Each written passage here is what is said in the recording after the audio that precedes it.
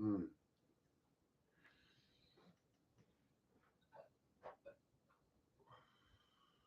Ooh.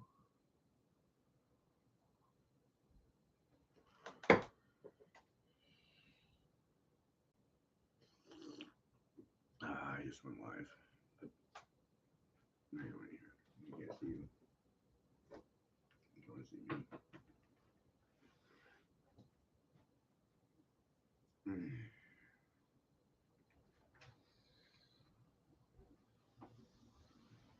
Hey, Shadow. What you doing? Oh, well. Oh, boy. Nice Shadow. He's a good boy.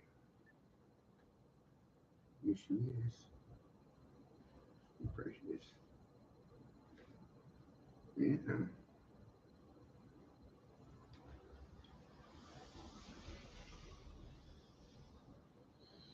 He's a good boy.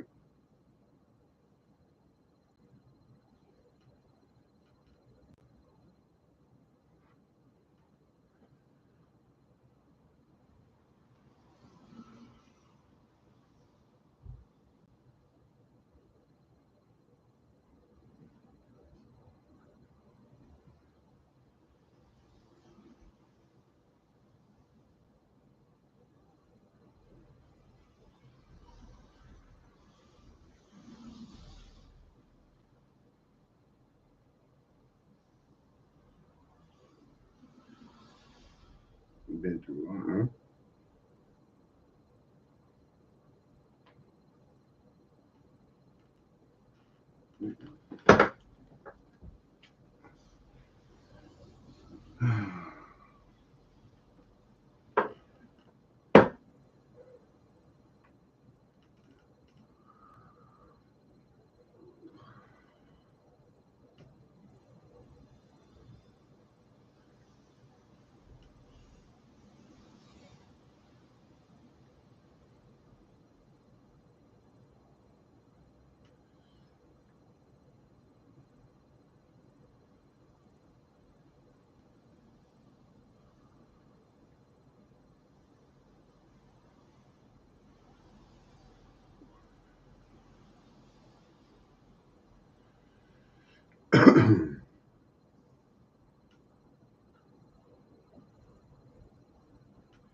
It's amazing.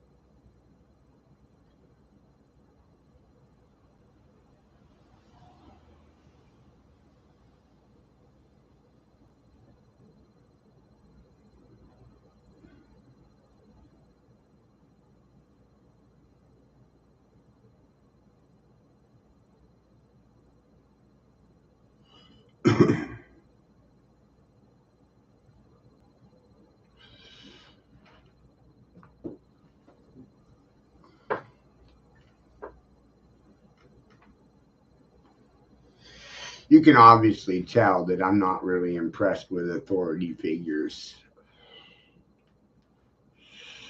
at all. And what we have here is a failure in communication. And the last thing you're going to do is say that I'm at fault for your lack of response.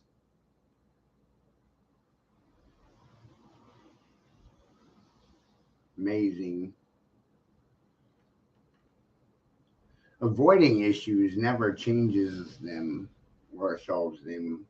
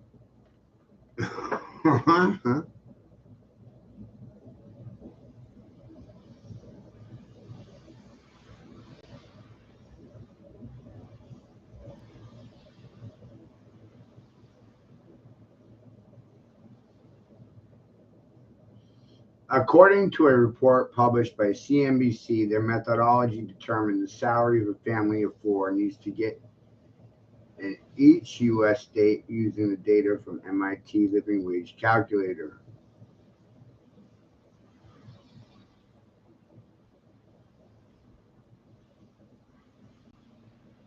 Wow! According to the report from CNBC in Maine, the average family needs to make an annual income of $114,000 to survive.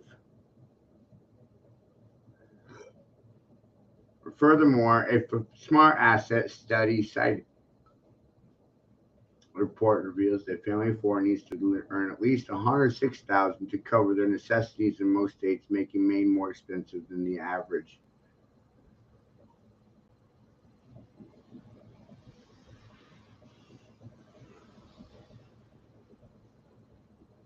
Wow.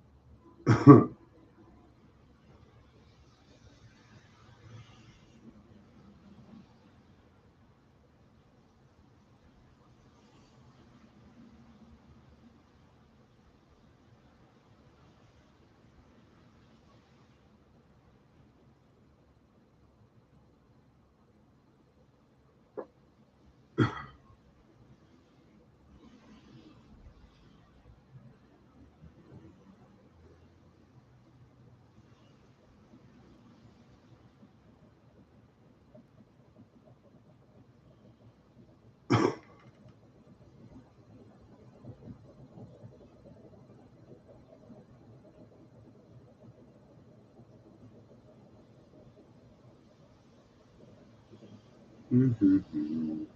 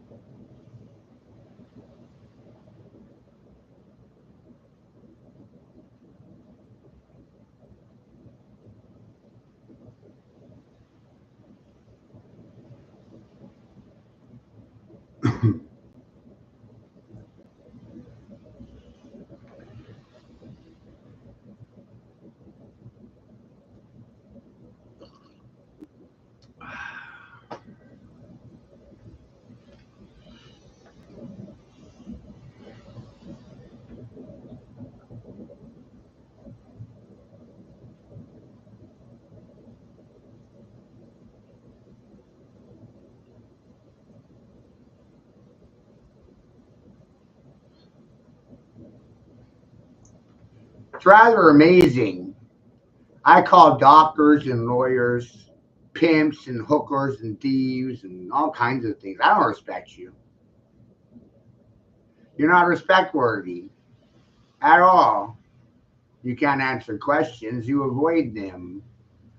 You're not responsible, you're irresponsible. There's no morality in leadership. Holy fucktards. Look at their silence. It's goddamn amazing. It's like they're sucking air dick or something. Right? Wow. You know, I asked these doctors yesterday what's in the COVID vaccine. They don't know what's in the vaccine. They don't know what's in the vaccine that they're prescribing to people. That's bloody fucking amazing to me. And then when you tell them about it, they don't have anything to say. Like they're some sort of good fucking people. Right?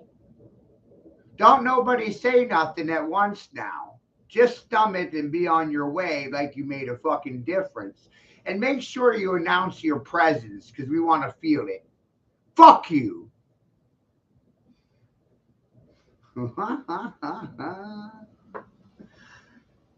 I'm on a whole other level of strange now, doctor.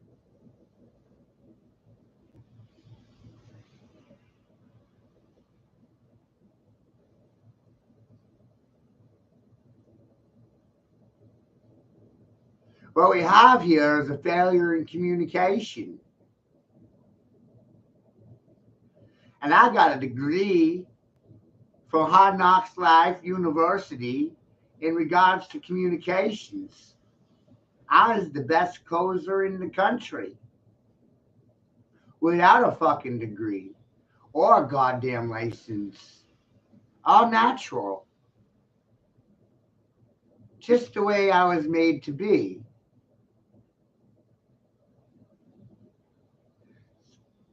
So fucking bizarre, isn't it?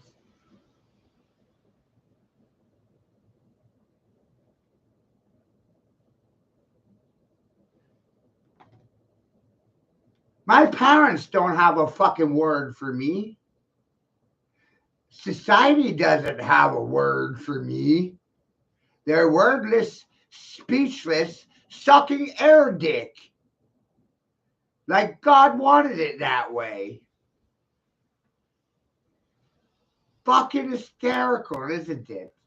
A high school dropout has all these educated fucktards silent sucking air dick.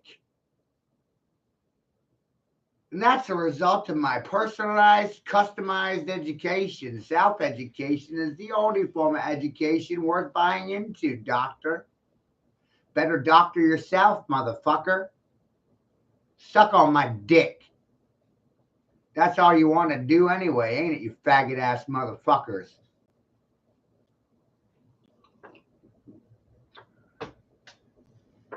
Just stomach. That's all you're capable. Handy capable. That's always real handy and convenient. Just stomach. Doesn't really require you to do much anything, does it? It's all easy.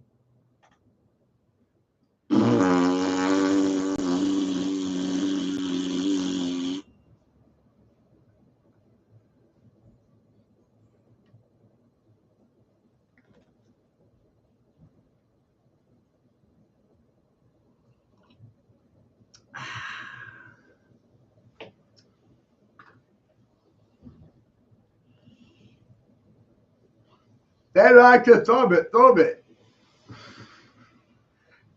What?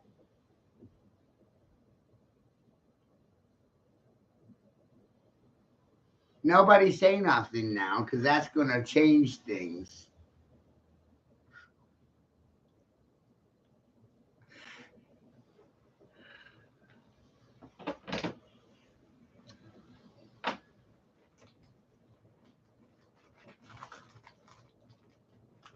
See what happens when you have the gall to insult people to their face in public?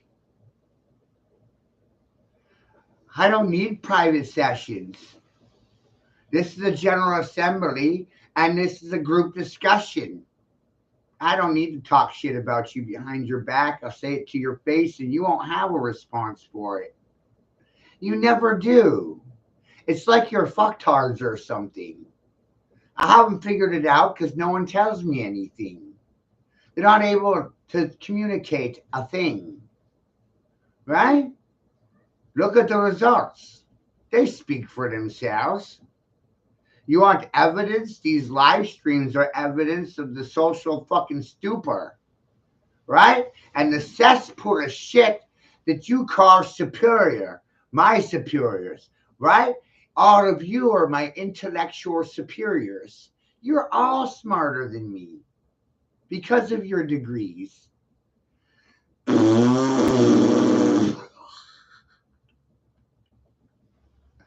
Ain't that right? I mean, they all run around under that assumption that they're fucking smarter because of their titles. Sounds like y'all got knocked the fuck out. Don't even open your mouths.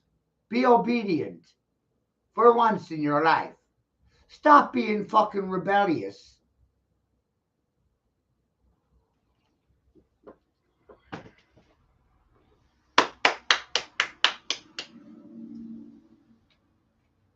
Right?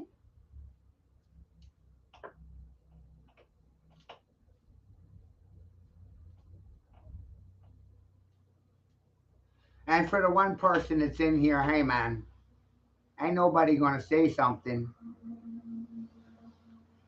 Their brains are frozen, cracked.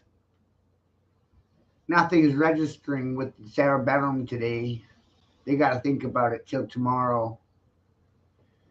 And while they're thinking about it today, tomorrow, I'm gonna win right now. I'm not gonna wait for you to speak. Tomorrow.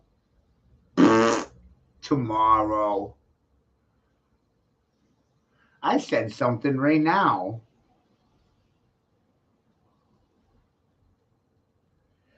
And I said something yesterday, the day before.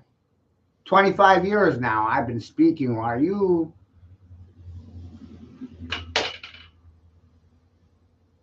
just stomach it.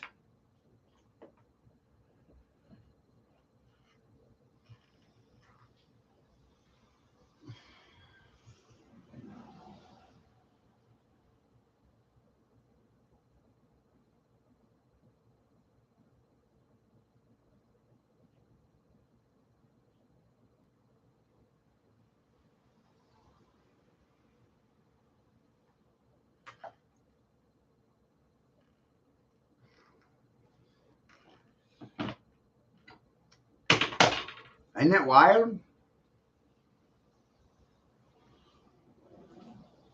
I don't believe the majority of people are trustworthy,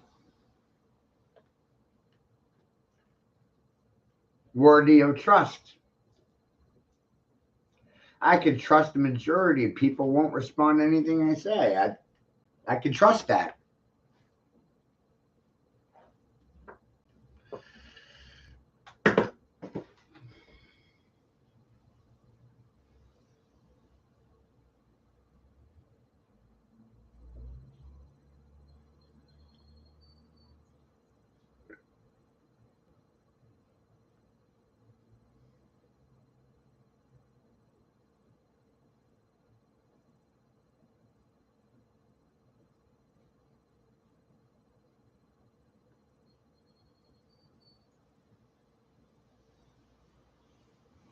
Right? And that's the sad state of things in this country. When you speak truthfully, you can trust that they won't have a word to say. There's no arguing with truth, only avoidance of it.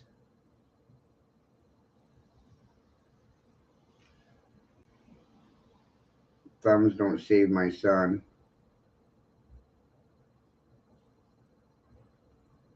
From your stupidity.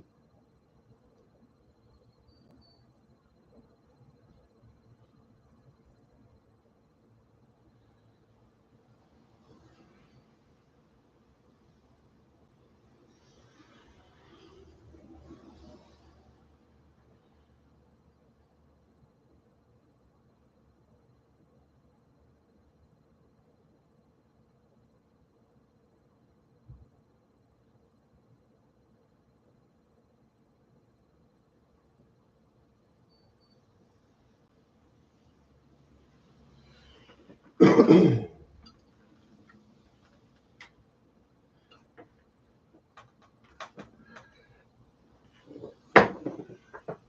want to talk about accommodations, right?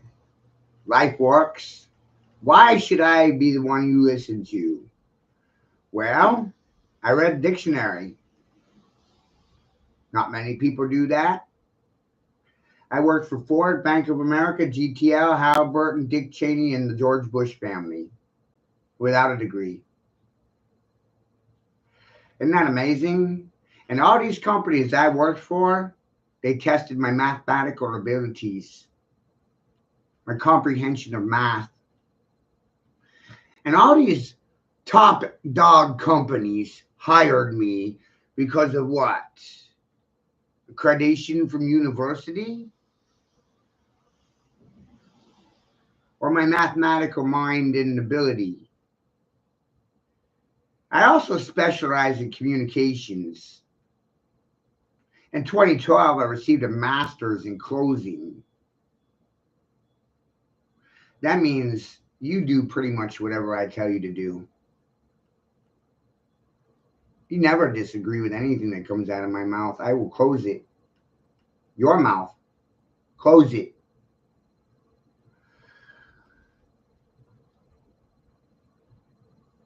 And I've been on a massive tear. Over 100 days where you didn't have a single response for anything that came out of my mouth. And the only person responsible for my education is myself. I don't owe society for my education. I don't owe you for anything. I do owe you for the theft of my son. You fucking stole my son. So I do owe you for a kidnapping. You sat silent to the kidnapping of my son. So I do owe you for that. Isn't it amazing how most people, passive cunts, conformists, just doing their jobs well,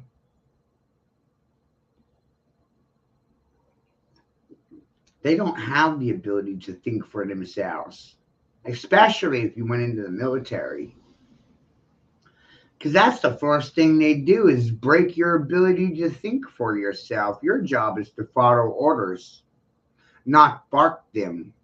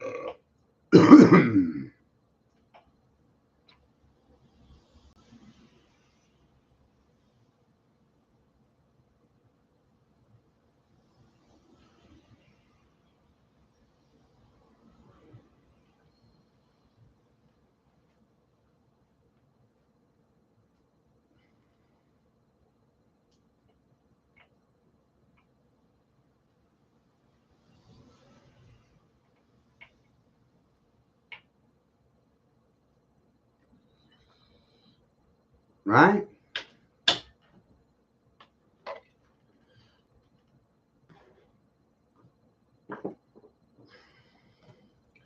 Isn't it amazing how some people think? Not.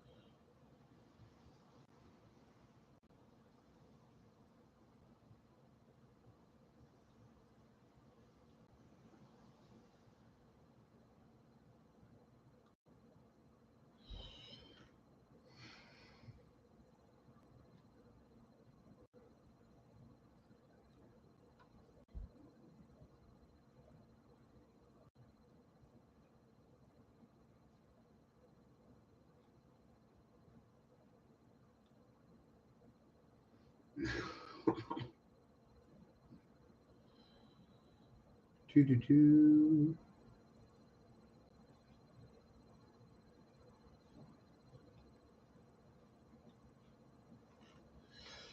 Do do do.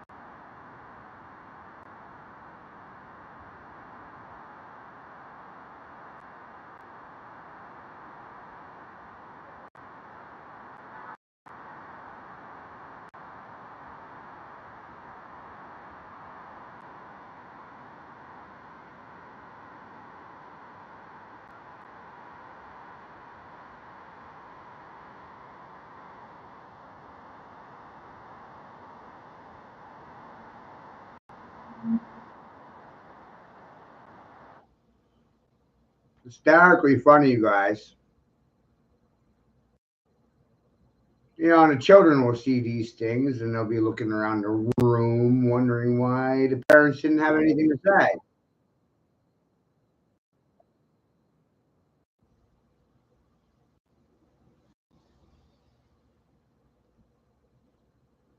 Why were they so quiet?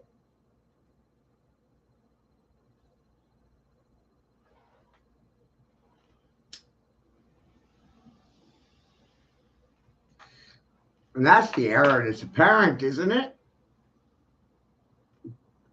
Geez, where's the professionals at? Right? Where are the parents at?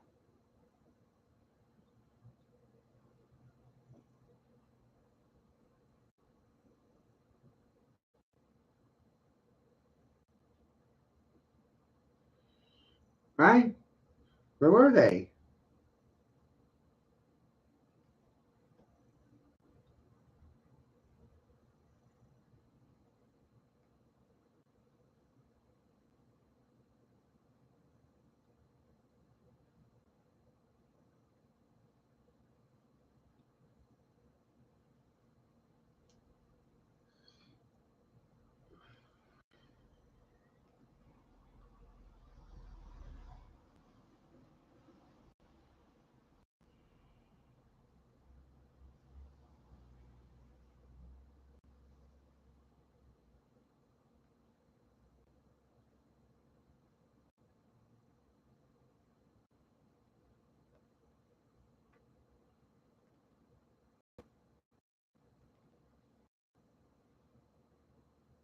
They keep saying I'm the problem, but their deviance and their avoidance is the issue.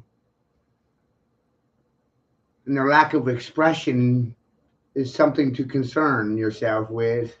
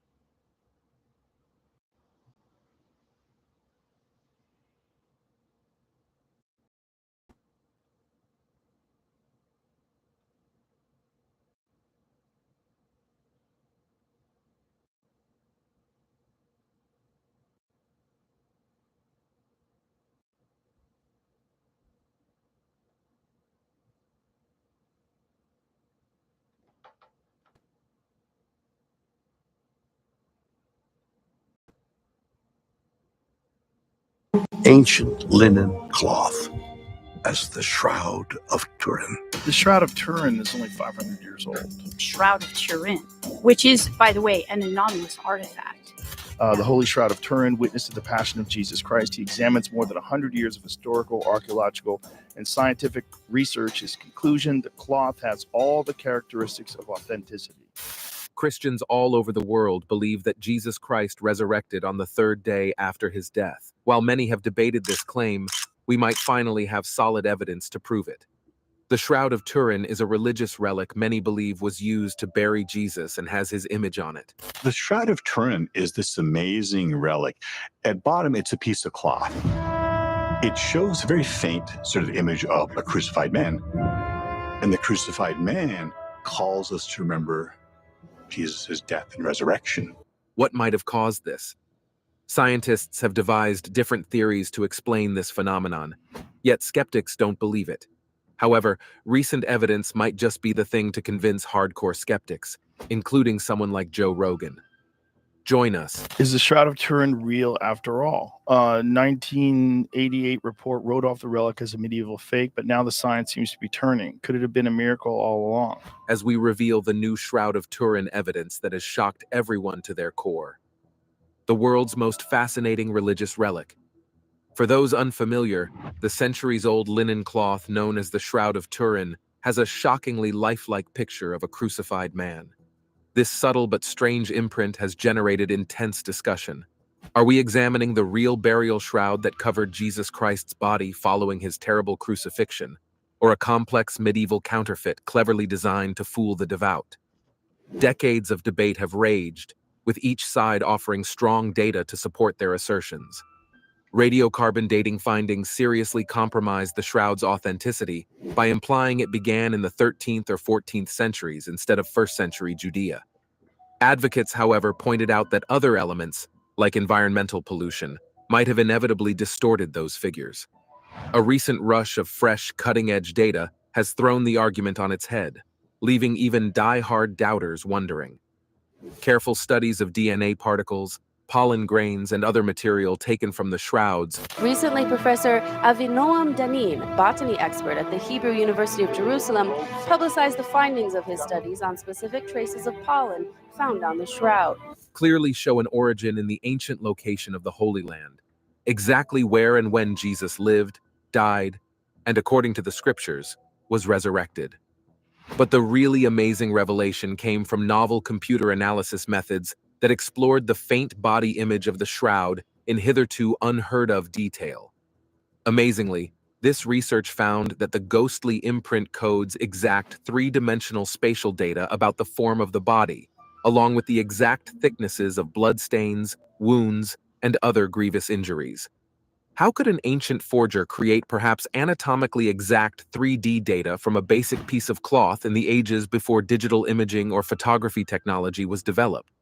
I'm going to give you my number one tip to get over a breakup, and that is going to be going to therapy. Going to therapy helped me so much. It could help for so many other reasons, but this was like a really hard period for me. So going to therapy helped me get through all of it in a really healthy way. I've been going to therapy for about 6 months or over 6 months. BetterHelp is the world's largest therapy service, and it's 100% online. With BetterHelp, you can tap into a network of over 30,000 licensed and experienced therapists who can help you with a wide range of issues. It's super simple and easy to use. To get started, you just answer a few questions, and in the questions you'll just tell them about your needs and your preferences in therapy, and that way they can match you with the right therapist from their network, which is very important. And then you can talk to your therapist on BetterHelp however you feel the most comfortable, so you can do it over chat, like texting, video chat, or phone call. You can actually message your therapist at any time, and you can schedule the live sessions to when it's convenient for you. And my favorite part is that if your therapist that you get matched with at first isn't the right fit for you, you can change at any time. With BetterHelp, you get the same professionalism and quality that you expect from in-person, in-office therapy, but with a Could it be that this old linen is not only a typical archaeological relic, but also a semi-fossilized indicator of one of the most important events in human history, the death, burial, and legendary resurrection of Christ as portrayed in the Gospels? Or was the Shroud of Turin only a clever medieval con operation by craftsmen working at the towering heights of human creativity and ability? Things are starting to get interesting. The new shroud evidence and revelation. Stunned Joe Rogan, the usually cynical presenter on a recent test edition of the Joe Rogan Experience, was astounded as shroud scholar Barry Schwartz systematically presented the unusual new evidence on the Shroud of Turin. Schwartz participated in the first thorough scientific investigation of the mysterious relic on the landmark STURP team. Starting the interview firmly rooted in his doubter attitude, Rogan said he had always believed it was some sort of prank or a really old Middle Ages piece of art. Skeptics had long discounted the iconic negative image of a crucified man as an intricate fake created by brilliant medieval con artists trying to fool the pious and naive. But Schwartz's analysis of the latest wave of scientific data on the source and characteristics of the shroud progressively melted away even Joe's usual cynicism and taste for logical explanations. It became clear that common sense or conventional wisdom could not explain the unusual relic. Rogan cried out at discovering the 3D encoded data strangely buried in the faint body image of the shroud. Nonetheless, ancient forgers from 700 years ago could imprint precise three-dimensional details into the clot-stained fibers with exact spatial data, which allowed scientists to obtain and render anatomically accurate 3D models featuring genuine depths for blood injuries and other injured bodily characteristics. How did medieval forgers encode 3D data when photography or any imaging technology did not exist? Rogan inquired with audible disbelief. Given that age's scientific knowledge and textile capacity, such should have been unachievable. Schwartz agreed that the facts spoke for themselves, even if they contradicted all reasonable interpretations of accepted wisdom. Codes in the spatial dimensions of the ghostly imprint just shouldn't have been achievable for someone from that era to generate, regardless of their creativity. Schwartz said researchers like Dr. Eric Jumper and John Jackson from the STIRP team initially found this 3D encoding. Let's review that historical research. A group of American scientists and experts worked on the Shroud of Turin research project, also known as STIRP, for more than 2 years to plan a set of tests that would gather a lot of information about the shroud in a short amount of time. The team's main goal was to scientifically determine what the picture on the Shroud of Turin meant and what might have caused it. After looking at the shroud for 120 hours straight, the STIRP team gave up. Scientists from Italy say that the picture on the Shroud of Turin was not a medieval hoax, but rather the result of a supernatural flash of light.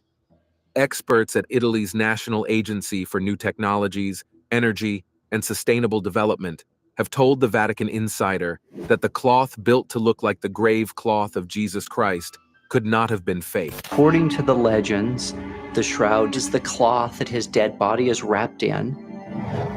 And because of the contact with the body of Jesus, many physical and chemical features of the linen cloth of the Shroud of Turin make the double image with the front and back of a scourged and crucified man quite visible. These features are so specific that the staining, which is similar in every way, would not be possible to create in a lab today. Since it is impossible to repeat the picture of the shroud and prove it false, developing a good theory about how it existed is impossible. For their study, they used short wavelength laser light pulses in many scientific ways. The Turin Shroud Center in Colorado Springs is still carrying out some of the research that John Jackson led a group of researchers to Italy as part of the Shroud of Turin study project.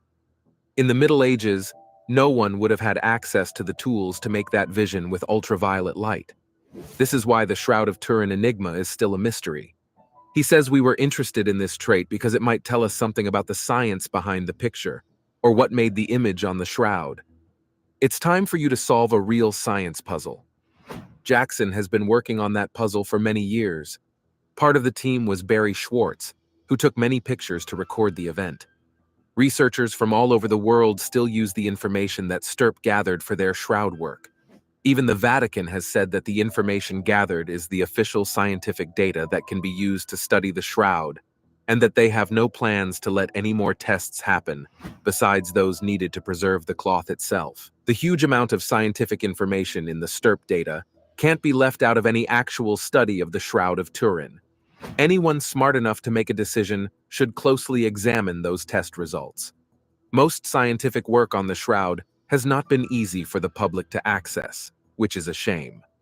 From the negative imprint of the shroud alone, they could extract shockingly precise 3D models and reliefs using the state-of-the-art computer science technologies of the day. The result was revolutionary, and still one of the most mysterious characteristics of the shroud. Though incredulous as that truth was, the evidence continued to rise to even more inconceivable heights. Schwartz then mentioned the latest DNA studies tracking organic particles like ancient pollen grains back to exact geographical places that begin in Jerusalem, the surrounding region of the Mediterranean. Most people have no clue that in 2023, the best way to make money on Amazon is not with physical products. It's Amazon's other company, Audible. Audible pays me $8,000 to $10,000 every single month in passive income, and I'm not the only one. People like Katrina and Carla, Elena, Renee, all making thousands of dollars a month in passive income using the same system. Just this past month, I reached $8,000 in revenue, and I'm on track to reach $10,000 in revenue this month. I've been able to go from 0 to 22K in 7 months, and of course, this completely changed my life. I do this on a part-time basis, about 5 to 10 hours a week. I earn about $40,000 a year. There's no other job that pays with that little time. The best part is it's literally a done-for-you system. You're not buying any merchandise, you're not storing any merchandise, you're not shipping any merchandise, and you need zero tech skills to get started in making thousands of dollars a month in passive income from Audible. Now, I wish I could say I'm the genius who discovered this method, but I'm not. I learned everything from from the Mickelson twins. I took their free training, the same free training that's linked below, turned around and made my first $100 in 7 days. And you could be next. All you need to do is click the link and I'll take you to a free workshop where you'll learn the same done for you 4-step process that we are using to make thousands of dollars every month in passive income. The reason Mediterranean, ancient Middle Eastern trading routes, and finally to the ultimate resting place of the Shroud in Italy after a long and winding journey over several centuries. So the ancient forgers mysteriously possessed resources and materials from throughout the Old World, including Jerusalem, the Holy Land where Jesus lived. Rogan asked incredulously, and they simply happened to have every last forensic detail. A perfect match to what we would expect from a real first-century Judaic burial shroud. Warts highlighted that the particular pollen types and patterns exactly matched charts of flora common in the Jerusalem region during the March to April period, right when the crucifixion and burial of Jesus Christ are stated to have happened according to the Gospels. Unbelievably, these medieval Europeans seem to have known minute climatic and botanical facts unique to that small window of first-century Judea. That's very hard to believe. There's something we need to mention that is quite crucial. Further shocking evidence that beats all comprehension. If the previous evidence about the archaeological and anatomical accuracy of the shroud wasn't already beyond belief, Schwartz then presented what could be the most paradigm-shattering proof ever. The researcher says that new non-destructive dating methods, such as wide-angle X-ray scattering, small-angle X-ray scattering, or SAX, is an important research tool in structural biology. It allows us to investigate the three-dimensional structures and structural changes of biological molecules. Have clearly shown that the shroud comes from the 1st century and can automatically find microscopic bits of soil and mineral compounds only found in the biblical Jerusalem region. In other words, this strange object existed in that spot more than 2,000 years ago, at the exact time and place where the biblical accounts say Jesus Christ was crucified, buried, and rose from the dead. It seemed clear that the shroud was closely linked to Judea in the 1st century, but that's just the tip of the crazy iceberg. Schwartz said this, and his voice changed to sound confused and amazed. Multiple in-depth studies by innovative research groups in Italy have shown that the physics behind the shroud's strange body image has now been partially understood. The results are so shocking that they completely change how we think about science. Their research into the shroud led Dr. John Jackson's team to suggest the vacuum ultraviolet radiation theory. Jackson asserts that a strong surge of vacuum ultraviolet radiation changed the color of the top layer of the shroud's fibrous material without burning it. This created a perfect negative picture in 3 dimensions of the body's frontal and dorsal parts underneath it. At this point, we don't know of any natural reason why this kind of blast of vacuum ultraviolet radiation would happen from either a body that is breaking down or the geological and air. You're the guy with the gun, the person who would do anything to protect the ones you love. But did you know you could go to jail for simply doing the right thing to keep your family safe? Don't end up behind bars because you didn't air conditions inside a tomb. This makes us think that the radiation might have come from something supernatural, like Jesus' resurrection. But we can't show this scientifically, since we can't develop an experiment for a supernatural factor. We can only eliminate all the natural sources of this radiation that seem unique. We believe that God has shown us proof of Jesus' resurrection because this event is one of a kind, and it's still hard to explain. Why are you looking for the living among the dead? Go tell my brothers, they must go to Galilee. There they will see me. To strengthen this view, we need to learn more about the light anomaly that appears to be the image's source, and keep ruling out natural explanations. Jackson and his scientists' theory seems to be the most likely. They say that sometime after the blood had dried on the shroud, the body inside it released a short, intense burst of vacuum ultraviolet radiation. This caused the frontal and dorsal parts of the shroud to lose water and change color, creating a perfect photographic negative image. Jackson's investigations also suggest that the body inside the shroud turned mechanically clear and gave off light uniformly from all 3-dimensional points inside it. This made it possible for the front part of the shroud to collapse, showing both the inside and outside of the hands, and a double image on the front part of the shroud.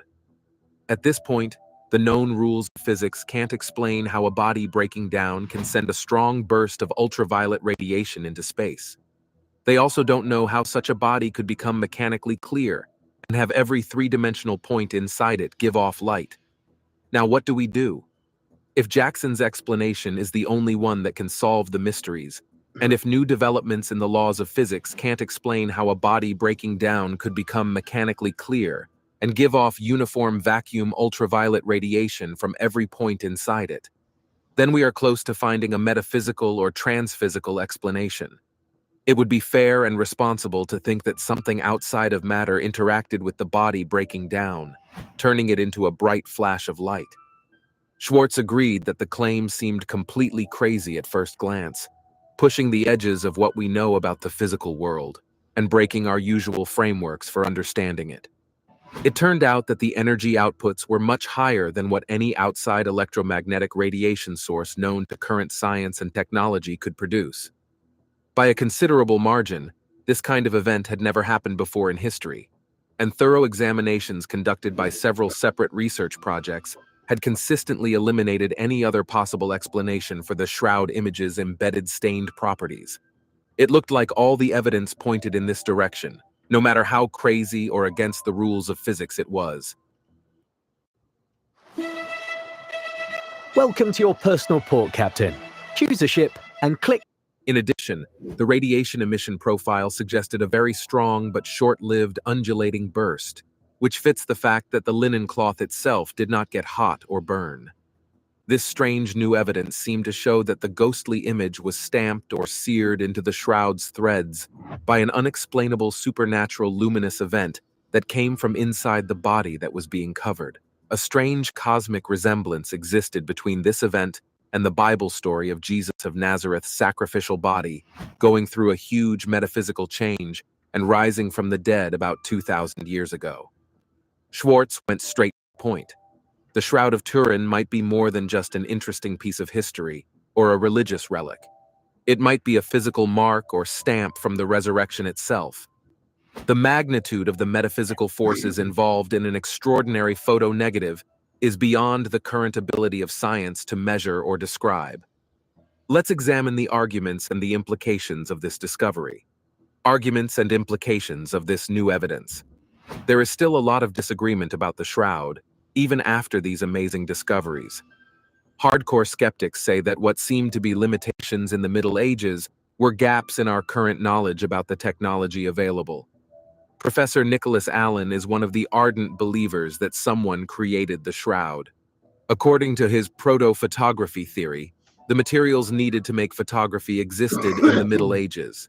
He also said that a medieval photographer made a light-sensitive emulsion, coated it on linen cloth, and exposed this film employing a room-sized camera obscura with a corpse suspended directly in front of the crystal lens as the subject. He then says that the shroud was drawn in two parts, first the ventral half, followed by the dorsal half. He also concludes that it would take at least 8 days to finish the job, because it would take about 4 days to properly expose each part of the cloth. Recently, he changed his idea by adding a third exposure for the subject's face using a different lens. This was done so that the body wouldn't break down after being in bright sunlight for more than a week, which the film needed. According to Allen, there was a cold climate where the camera obscura was placed. Still, Allen hasn't found a single case of this proto-medieval photography method anywhere in the history of art or photography. Even though he has carefully and extensively researched early historical references to camera obscura and lenses, he has not shown that anyone in the Middle Ages ever combined this knowledge with the complex chemical and physical needs of photography to make the process work. Plus, if someone did, why didn't they make more of this one-of-a-kind art that would have made them famous? If this were true, there would be many more pictures like this, and photography would be seen as a science from the Middle Ages instead of something that started in the earliest days of the Industrial Revolution. In addition, Allen talked about his newer opinion that the shroud comprises 3 separate exposures. He concluded that the face image was created using a different third exposure on the cloth. As proof, he says that he has recently found a spherical distortion in the face picture on the shroud, which has led him to this conclusion. This would have made the process of making the picture even more difficult for a photographer in the Middle Ages, and it would be even harder to do today, even with the most powerful digital imaging tools. A highly trained photographer would be the only one to make such a perfect composite picture. It requires a lot of thought to imagine that a photographer from the Middle Ages took it. There are a lot of small details in both the ventral and dorsal shroud pictures, but Allen says the dorsal image is by far the worst. The dorsal view doesn't have as much detail because the face and fingers can't be seen from behind. However, 3 experienced forensic pathologists and anatomists have confirmed the numerous scourge marks on the dorsal image's shoulders, back, buttocks, and legs, which are very good details. He also said that the stigmata on the shroud show how people dressed religiously in the 13th and 14th centuries. Numerous expert forensic pathologists who have carefully studied the shroud and come to the same result disagree with this one. They all say that the pathology on the cloth is accurate and completely true to life. Also, Allen doesn't try to explain how the blood spot on the shroud is so accurate. Other projects, including the Shroud of Turin study, have revealed no image under these bloodstains. This means that they were present on the cloth before a picture existed. Indeed, it looks like they worked to stop the picture from forming. Professor Allen's method doesn't solve the very important problem of the blood spots. Allen's theory is based on his belief that the shroud is from the Middle Ages, based on carbon dating, and that the image is a painting. He seems to have concluded that the shroud image must be a photograph since it doesn't look like a painting and has certain photographic properties. Other critics say forensic evidence depends on different ideas about where things came from because trace patterns or particles are fundamentally uncertain. They want to know if bloodstain patterns or DNA only point to Palestine in the 1st century, or if they also point to other places in the old Mediterranean world. Even though supporters and skeptics continue to argue, both groups concur on a single matter. For archaeologists, the Shroud of Turin is still one of the most mysterious artifacts. Using only natural art techniques, no one has successfully explained and recreated every one of its strange properties. However, the carbon dating evidence is still a problem. People who believe in the shroud can't easily ignore this strange new influx of proof that finally changes the minds of famous skeptics like Joe Rogan. Will the shroud always be a mysterious but never-ending mystery that leads to endless discussions, like so many other religious relics before it? People who have studied the shroud a lot have had a deep personal impact on it. While the evidence is still up for debate, the sheer magnitude and strangeness of the collected information points have shocked many former disbelievers to their core. Before getting directly involved with the STURP, Shroud of Turin Research Project groundbreaking study, Barry Schwartz was a cynical non-believer. Their discoveries of its strange qualities wore away at his automatic doubts over time, until he reached a state of open-minded confusion. After all the tests I've given and the proof I've looked at for decades, in the end, I can only come to 2 opinions. Schwartz thought, either this archaeological artifact is a complex fake that somehow encodes specific future science and technologies that no one in the Middle Ages could have imagined or been able to copy. Or maybe our solely naturalistic scientific frameworks don't sufficiently account for the real metaphysical depth of our world and what can happen within it. For Schwartz and others familiar with the shroud's profound strangeness, the evidence points to a real event beyond our normal understanding, a devastating meeting of the natural and supernatural realms. Do you think the Shroud of Turin was the shroud used to bury Jesus? Kindly share your answers, thoughts, and opinions in the comments section. Society doesn't condone speech. Society doesn't approve of intellect outside of the classroom. So anybody outside of the classroom, their voices aren't going to be heard by the mass. The people going to those schools, they think they're smarter than everybody because of their degrees. But as you raise up in degrees in society, you regress consciously.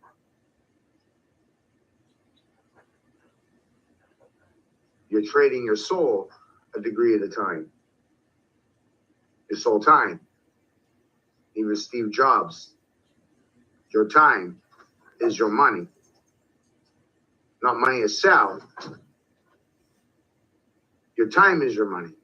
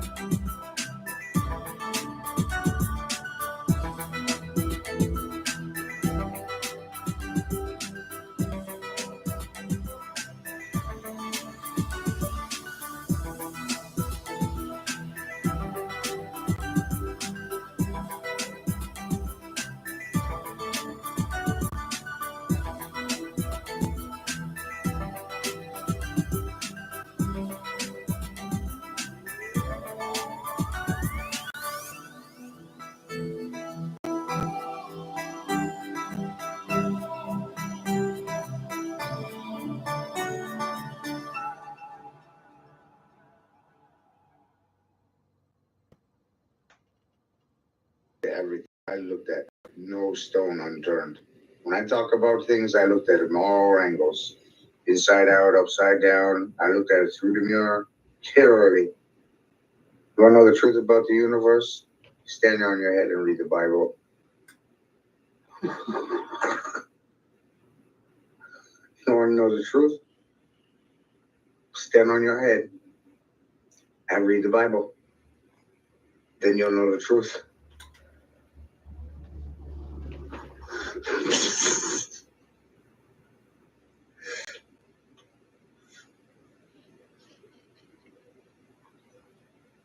I've told you that for 20 fucking years.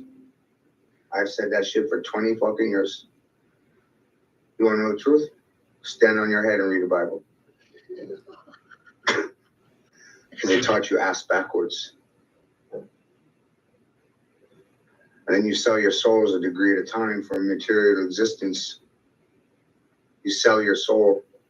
You sin and sign on the dotted line and the banks double-crossed you. That's what the Roman black cross is representing. The double cross. They betrayed you. They double-crossed you. They're a bunch of Judas. Deceivers. Usurpers. Charlatans. I love the old words.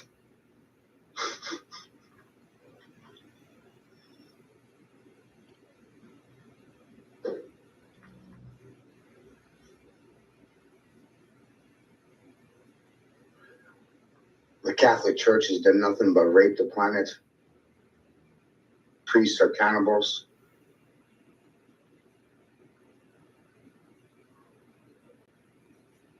They rape the boys. They rape the girls. And the ones that survive the rape, that don't eat them, they become just like them.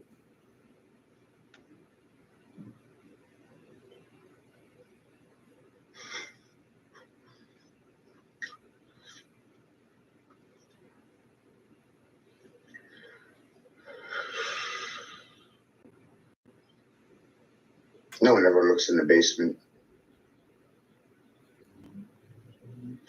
Last thing you'd want to understand is the fact that every fucking church is built on human remains, human bones.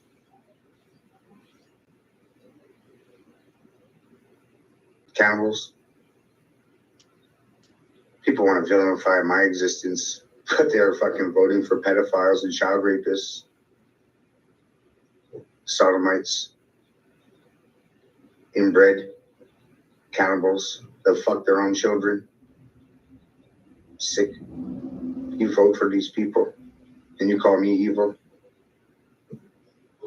Call him as a bitch. You're gonna find out. World's on fire. Right on time.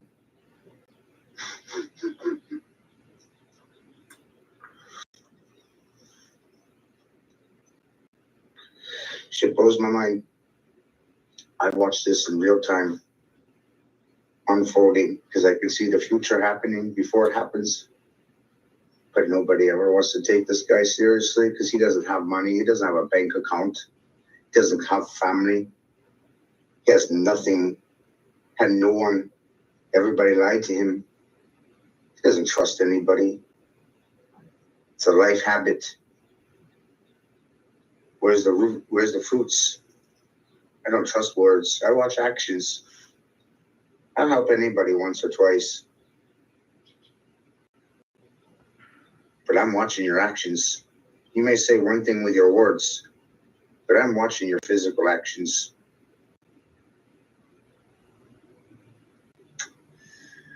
My final judgment will be because of your physical actions. What did you do based on what I gave you?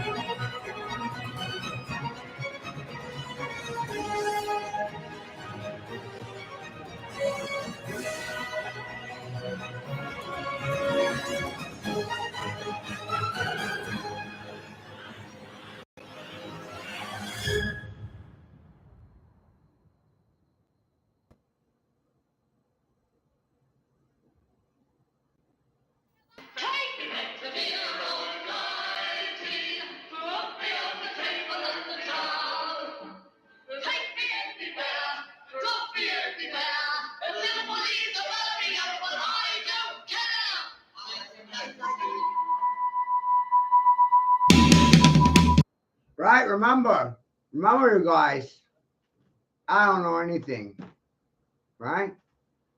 Remember, I was a dumb fuck. And if I'm a dumb fuck, you all must be confounded, dumbfounded, catatonic, smart fucks that can't talk or express anything for themselves, and they need someone else to do it for them. Something like that.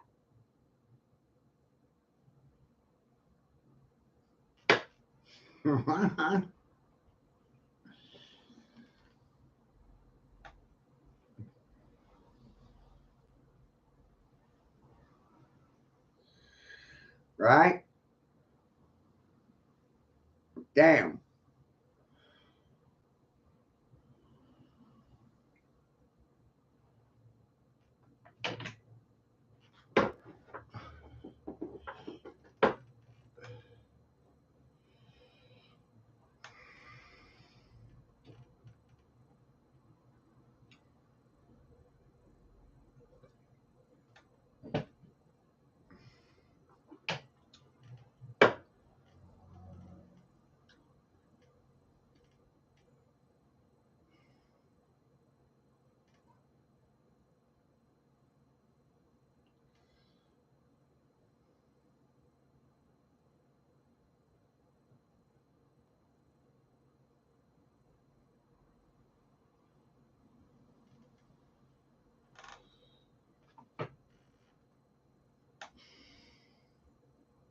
It's truly hysterical, isn't it?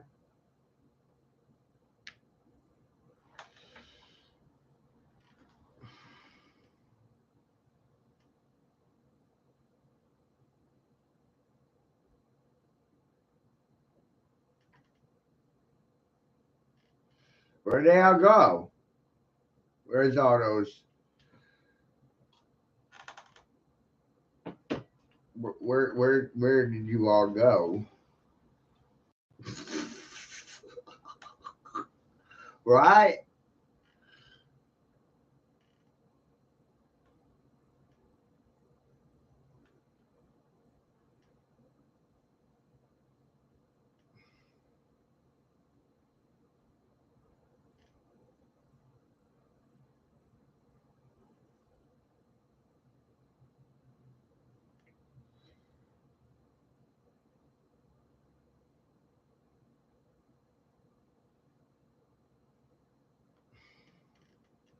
Yeah, you can't get through anyone these days. Ain't no never home.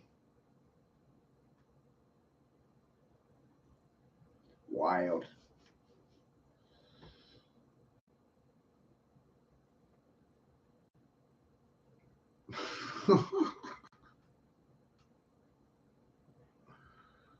You gotta admit, this shit hella funny. Damn. Can't even make this stuff up, you know? No, I sure can't.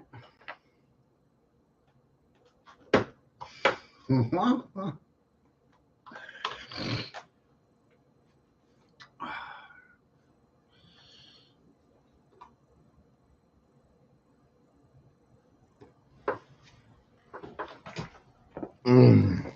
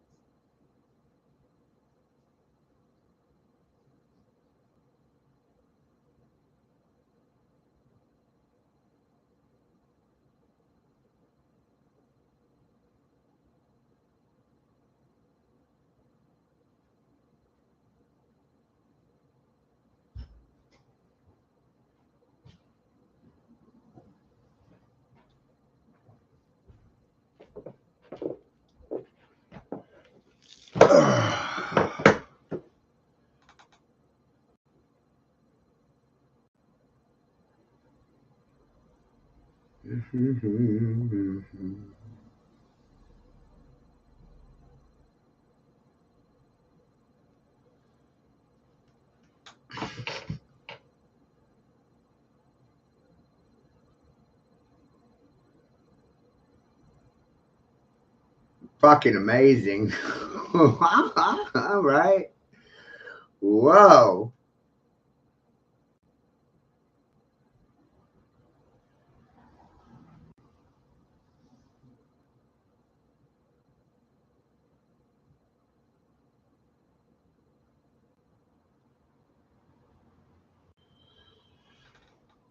We're all mad here. Crazy. I must have gone mad something.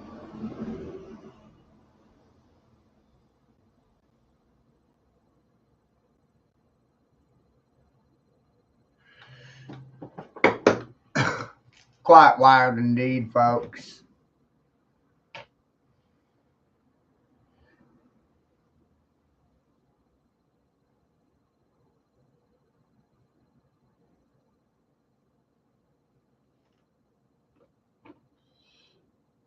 Right? They don't actually have time for anything that's controversial or factual. It's astounding.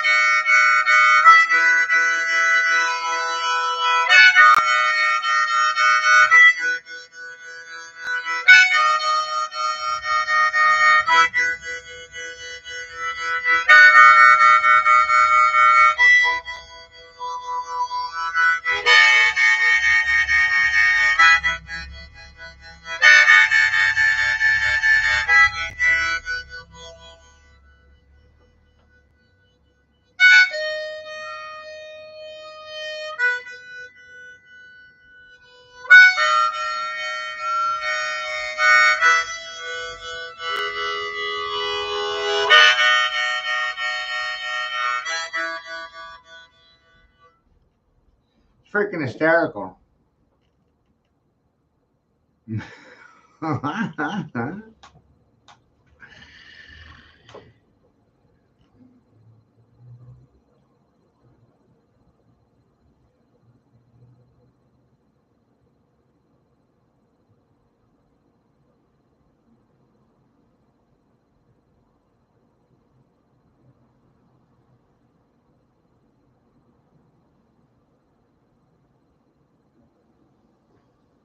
Shit's wild, you guys. So make sure you watch this whole entire stream. You know, if you came in late, I'm taking a pause for a minute. Some of the stuff was produced by myself or Grace, and other stuff was produced by other people.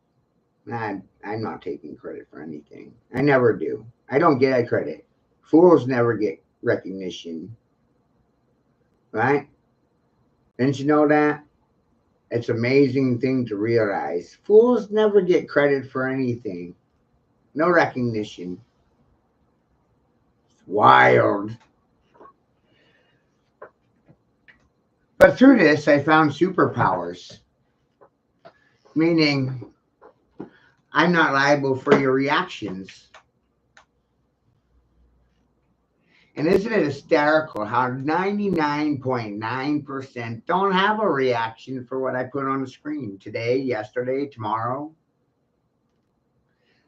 Ooh.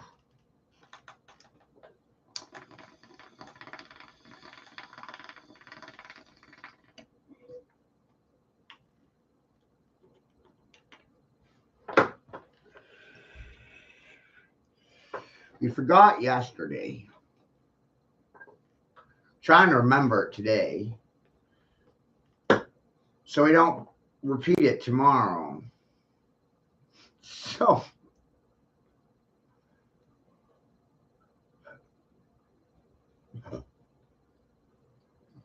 very wild.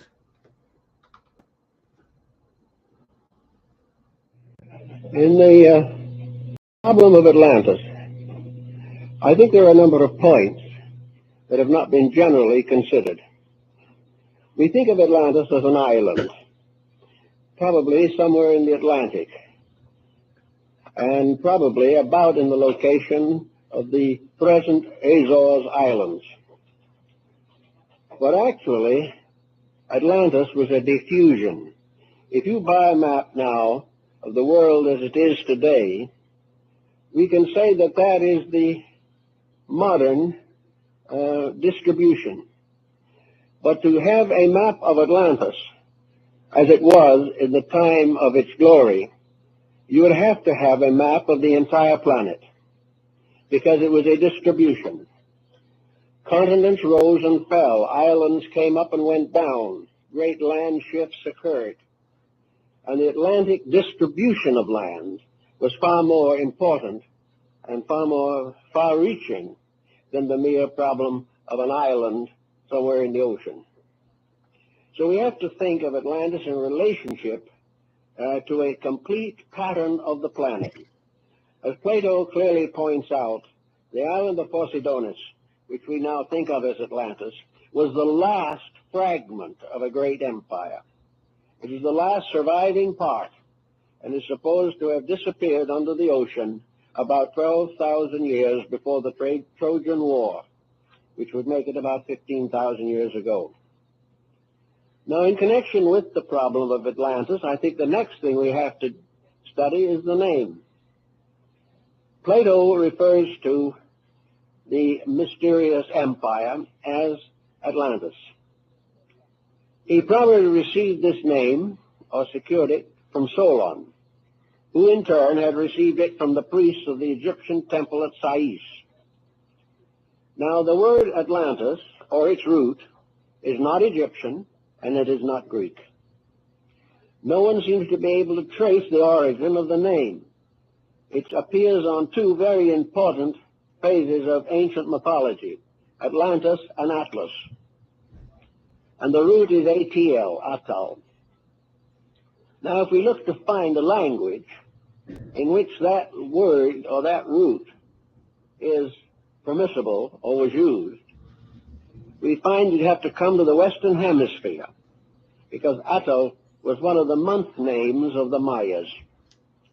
It also has more than just a name significance. Its glyph, or its symbol, is a deluge. This seems then to give us the real basis of our word, that we are dealing with a term that represents a world experience, that various countries were involved in it, that the circumstances were known around the entire planet, and that the name that has survived to us today is probably based upon the records on the Western Hemisphere. Now, if we take the general term to represent this mysterious region, we then can find from the Codex Troano, which is in the museum in Madrid, one of the surviving documents of the Mayas, that this particular deluge is marked in the glyphs of the people. The story is told in pictures, but among these pictures there is one in which the sky dragon, or the sky serpent, is pouring water from its mouth. And below this, the god of death is dancing on the earth. Now, this was a long time ago, long before the coming of the Spaniards. But the records even go much further than that. According to the Chinese, the previous existence before our present coming to this earth was destroyed. The previous world was destroyed by water, a tremendous deluge. And in the I Ching, the 8 trigrams, basic trigrams, correspond to Noah and his wife, their 3 sons and their 3 wives, were the 8 who were saved. And this is exactly what the Chinese tell us. So the story goes around here and there and everywhere. It's a very interesting story, but what does it really mean? Is it merely an archaeological curiosity, or does it have some dynamic value for us today? I would like to think of Atlantis much as Lord Bacon did in his book, The New Atlantis, in which he says in very simple terms, the new Atlantis, which is America. Bacon was quite convinced that on the Western Hemisphere, a great empire would arise, an empire that would surpass the glory of the Atlantean story, and that this new world would not be destroyed. It would not turn against the gods. It would not misuse the energies of nature, and as a result would become a new world, a restoration of the Golden Age. Now, when we study this Atlantean problem a little more carefully, we realize there have been a number of speculations on this. Vice President Dawes made quite an extensive search for the Atlantean world. A number of good archaeologists and ethnologists have devoted time to it. And the general attitude is no longer to discard it as a fable, but to try to find out what its actual meaning could be.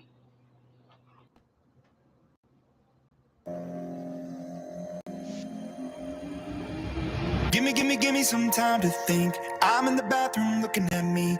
Facing the mirror is all I need. Wait until the Reaper takes my life. Never gonna get me out alive. I will live 1,000 million lives. My patience is waning. Is this entertaining? Our patience is waning. Is this entertaining? I got this feeling that you know where I'm losing all control. 'Cause there's magic in my bones. I got this feeling in my soul. Go ahead and throw your stuff. 'Cause there's magic in my bones.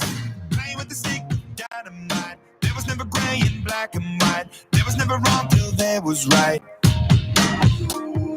Feeling like a boulder hurtling, seeing all the vultures circling, burning in the flames I'm working, turning in the bed it's darkening. Our patience is waning. Is this entertaining? Our patience is waning. Is this entertaining? I got this feeling that you know where I'm losing all control. 'Cause there's magic in my bones. I got this feeling in my soul. Go ahead and throw your stuff. 'Cause there's magic in my bones.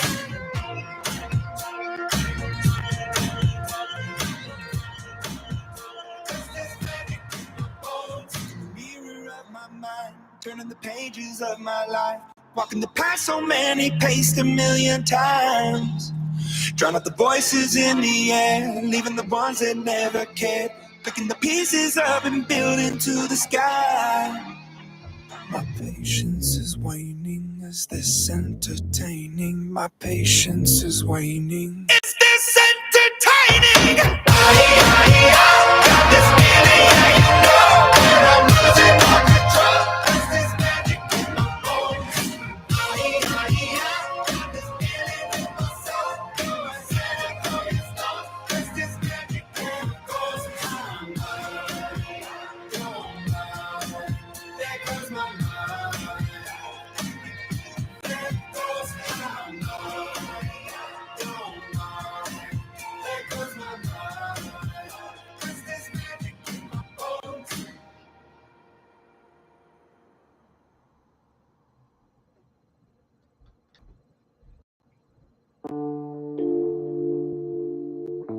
Hi, Yuri. Nice. Good rising, everyone. Got some party pictures for you. Fucking flares. Suffering puppies. Hi!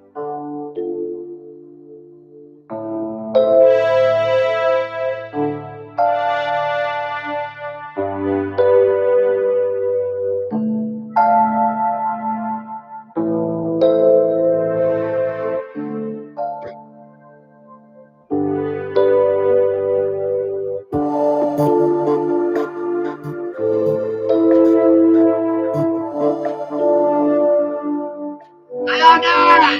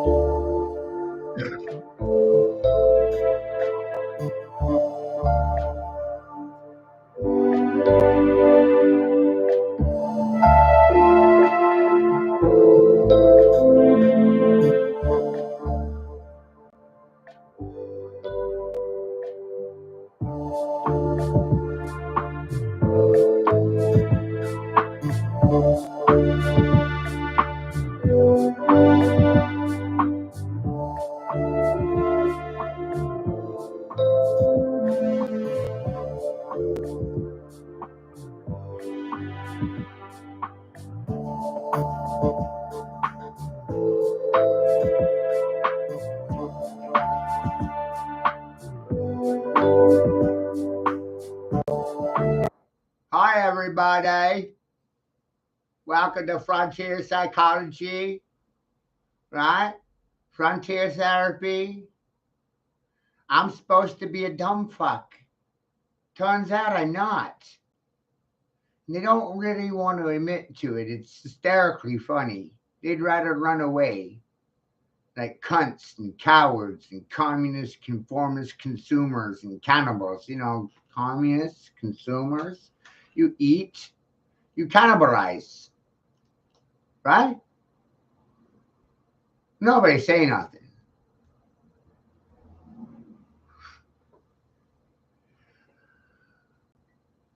You don't preserve anything.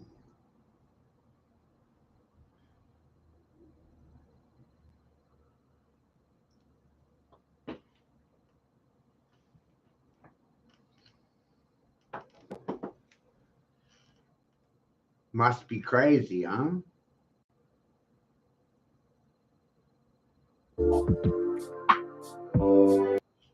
This must be a conspiracy. Reality is a conspiracy. There it is. That's it.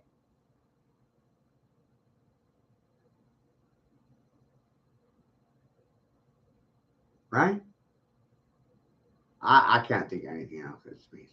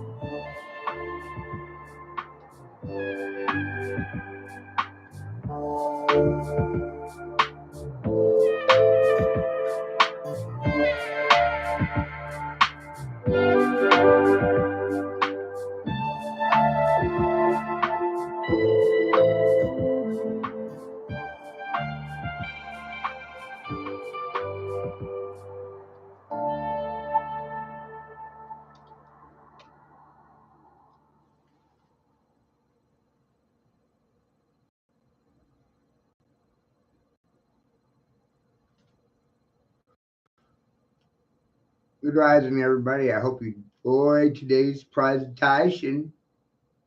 Water of Rockshire Carlite Spectrum. What is it that's stationary in existence? In reality, everything is static in its motion, static energy in motion. Why isn't it? And the majority want to think that that's a conspiracy. Doesn't look that way to me. How about you? No?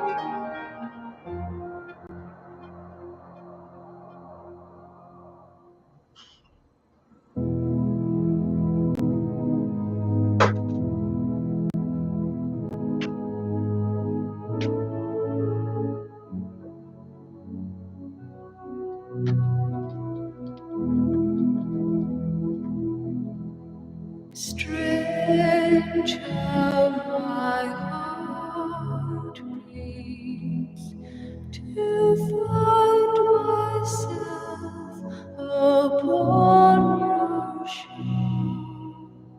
Strange how I still feel my loss of comfort go before. Cool waves wash over and drift away with dreams of you. So time is stolen. I cannot hold you long enough. And so this is where I should be now. Days and nights falling by, days and nights falling by me. I know of a dream I should be holding, days and nights falling by, days and nights falling by me. Soft blue horizons reach far into my childhood days as you were rising to bring me my forgotten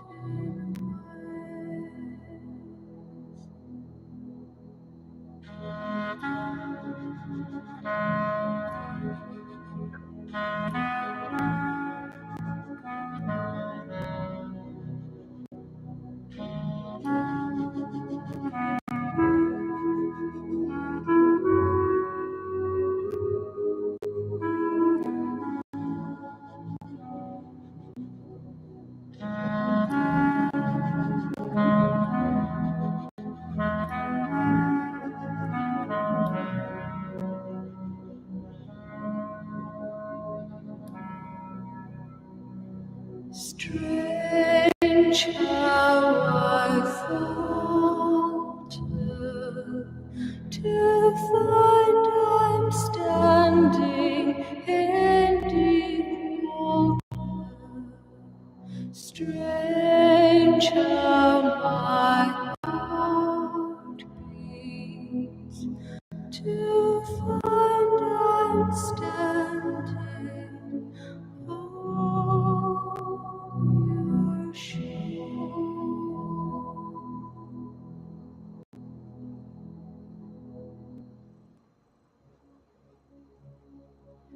Cold as the northern winds in December.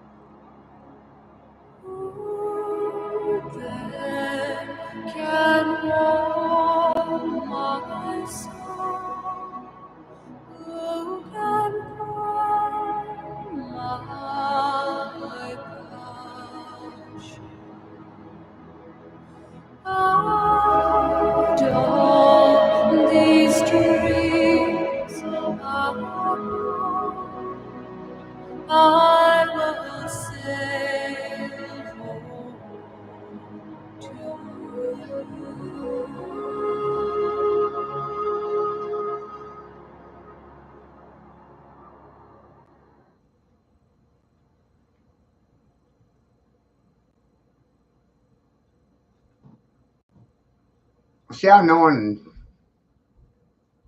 objected to anything I said, showed. It's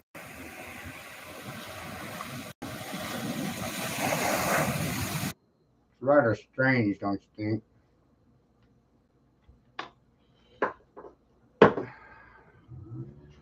The more concerned to escape reality than to understand it. That's why you have the Mars mission and people telling you it's a good idea to build a monorail on a fucking moon.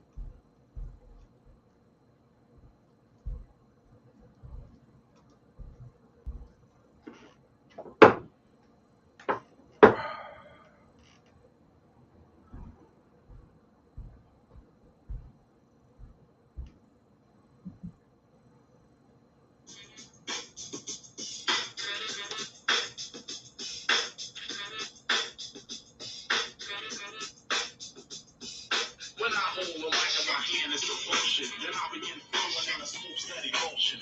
Cause I'm contented to know that I'm invented. Poetry, well, it's been highly complimented. That's how I rhyme, is what I feel on stage. From a fraction of a point, I can write a whole page. I just pull a note off the shelf like so. I express myself to make most of you know me. Some of you don't, but when it comes to cold challenging, I bet none of you want arrange a battle to prove your style against a brother with a totally different profile. Most of you play cold, front your flex, hesitate on rhymes that should have been memorized, but you forgot. I remember you're an amateur. Mystery worship part now. I prefer that I remind you a teacher rules with force. It's but amnesia that's memory lost. Well, get this, just as quiet as it's kept. MCs on the charts and the start has slept. Let's shake them, wake them. They should be what? For what? They take them stand for a practical joke. You don't have what it takes to be an MC. You're just as phony as you want to be.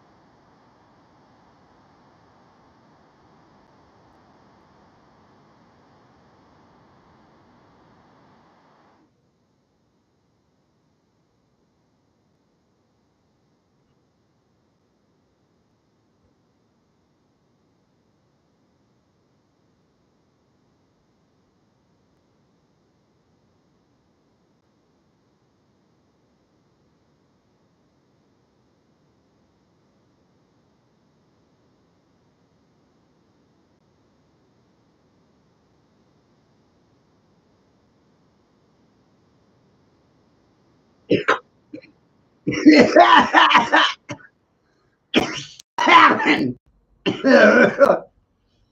At this day and age, you have to go gorilla. You know?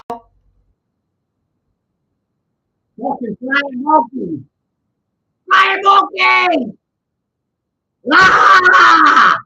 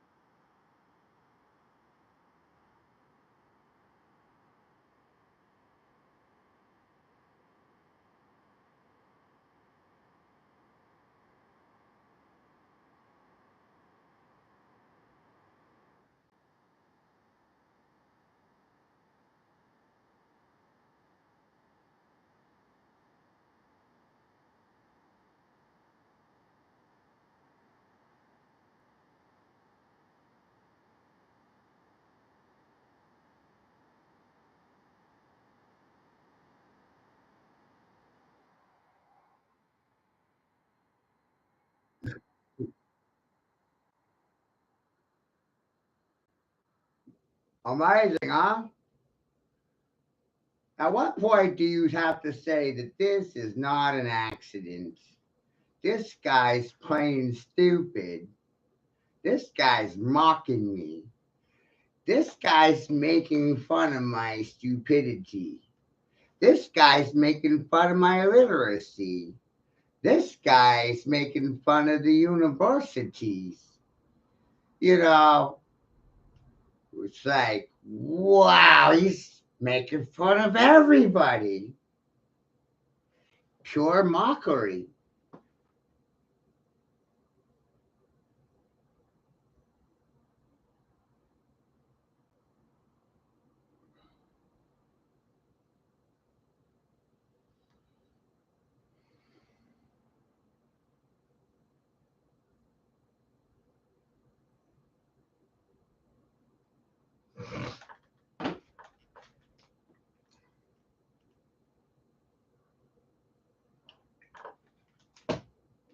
Right? Pure mockery. Mockery.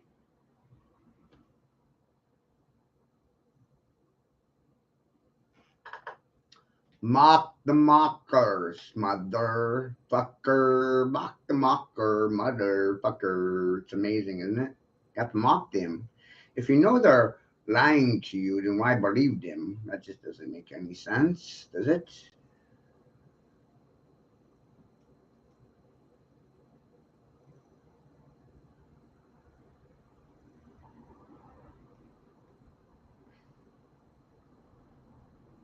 This shit is hysterically funny.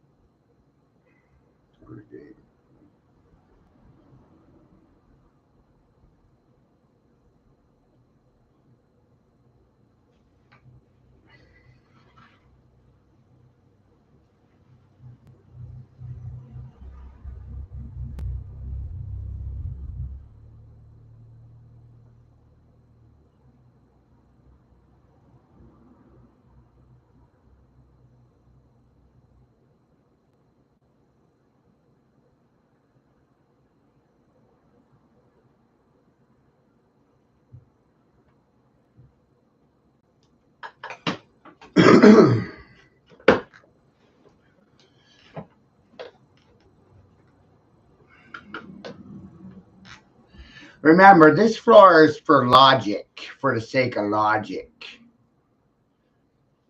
I started doing this because of Bill Gates saying 1 and 1 is 2 is sexist, racist. I started doing this stuff because people kept saying math was sexist and racist. But I think their silence is exposing sexists and racists themselves.